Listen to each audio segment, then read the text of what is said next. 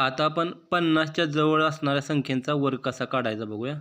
तर इथं पहिली संख्या आहे 48. तर इथं काय करायचं, 2 भाग करायचा.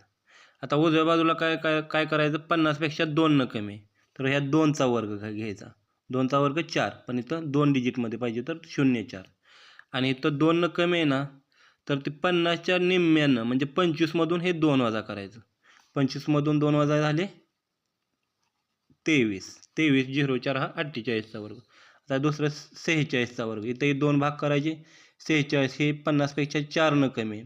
तर 4चा वर्ग उजव्या बाजूला 16. आणि हे 4 कमी आहे ते 25मधून 4 वजा करायचं. 50च्या निम्म्यामधून 4 वजा करायचं. 25मधून 4 गेले 21. 21 16.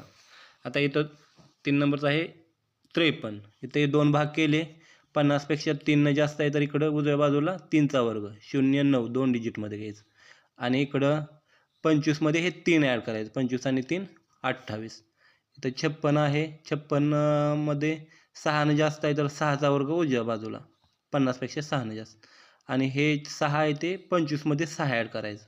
25 आणि 6